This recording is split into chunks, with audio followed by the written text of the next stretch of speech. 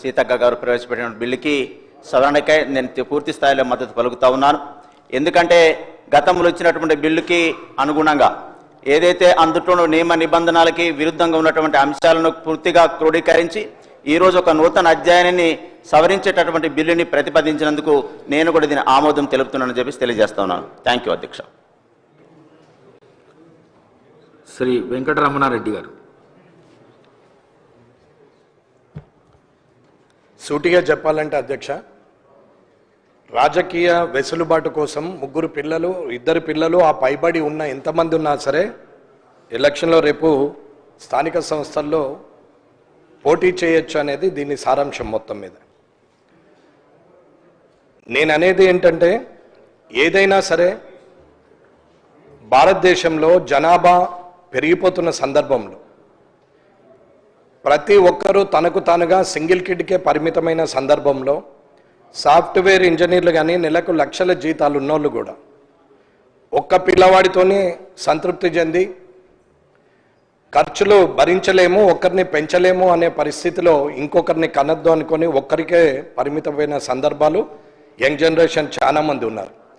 అటువంటిది వేలల్లో సంపాదన ఉన్నటువంటి గ్రామీణ ప్రాంతాల్లో ఇద్దరు కాదు, ముగ్గురు కాదు, నలుగురున్నా పర్వాలేదు, వనరులు ఉన్నాయి, ఆర్థిక సామర్థ్యం ఉంది, అందరికీ పోషించగలే శక్తి ఉంది గ్రామీణ ప్రాంతంలో. కాబట్టి వారందరూ కూడా అన్లిమిటెడ్గా పిల్లల్ని కనొచ్చు అనేది దీని సారాంశం.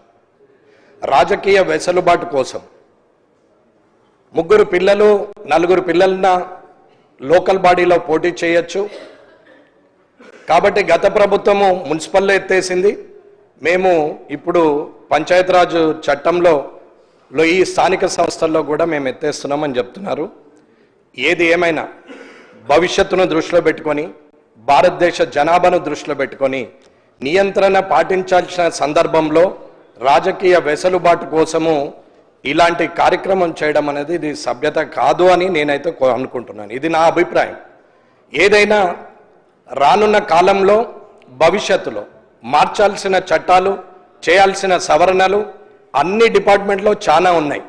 కానీ ఒక రాజకీయంగా రేపొద్దున పోటీ చేసే అర్హతని దాన్ని హైకోర్టు ఆర్డర్ని దృష్టిలో పెట్టుకొని 1.7 జనాభా ఉన్నది కాబట్టి అంటే సంతానోత్పత్తి ఉన్నది, అది 2.1కి పోతే బాగుంటుంది అని చెప్పి తిరిగి ముందుకు వెళ్ళే ప్రయత్నం చేయడం అయితే నేను పుట్టి 55 సంవత్సరాలు అయింది.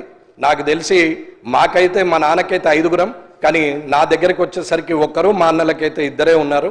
కాబట్టి రానున్న ఇక్కడున్న సభ్యులు కానీ ఇక్కడున్నటువంటి అధికారులు కానీ ఎంత పెద్ద స్థాయిలో ఉన్నటువంటి వ్యక్తులు కానీ ఒకరో ఇద్దరికో పరిమితమైన సందర్భంలో ఇవాళ ఎంతమందినైనా కనొచ్చని రాజకీయ ఆలోచనలు చేయడం అయితే ఇది పద్ధతిగా లేదనేది నా అభిప్రాయం. కాబట్టి తిరిగి ప్రభుత్వం దీన్ని పునరాలోచించి జనాభా నియంత్రణకు కావాల్సిన అన్ని ఏర్పాట్లను చేయాలి. కానీ రాజకీయ వెసులుబాటుకు రాజకీయంగా ఎదుగుదల కోసము ఇలాంటి కార్యక్రమాలు చేయడము బాగుండదు. రేపు ప్రొద్దున శాసనసభలో కూడా రేపు పార్లమెంట్లో కూడా ఇట్లాంటి చట్టాలు చేస్తే ఇక భారతదేశంలో భూమి కరువై పక్క దేశంలో బతకాల్సిన పరిస్థితికి దిగజారిపోతుంది. వనరులు కూడా ఎవరికి అందుబాటులో ఉండవు. ఇలాంటి పరిస్థితి రావడం, దీనికి ప్రభుత్వము మద్దతు తెలపడం అనేది నేనైతే ఒప్పుకోవట్లేదండి. ఇది సరైన పద్ధతి కాదు. తిరిగి పునరాలోచించాలని మీ ద్వారా ప్రభుత్వానికి విన్నవించుకుంటున్నాను. శ్రీ కూనమనేని సాంబశివరావు గారు. Thank you sir. ఈ ఇద్దరు పిల్లలు నియంత్రణ అనేది ప్రాక్టికల్గా ప్రజలు గ్రామాల్లో ఉన్నటువంటి వాళ్ళు, పోటీ చేయాలనుకునే వాళ్ళు, రాజకీయాల్లో వాళ్ళ పాత్రని వాళ్ళు వహించాలనేటువంటి వాళ్ళు కోరుకున్నటువంటి అంశం ఇది. ముఖ్యంగా ఈ ఇద్దరు పిల్లల నిబంధన వలన చదువుకోని వాళ్ళు లేకపోతే పెద్ద కుటుంబాల వాళ్ళకి ఇబ్బంది జరుగుతుంది.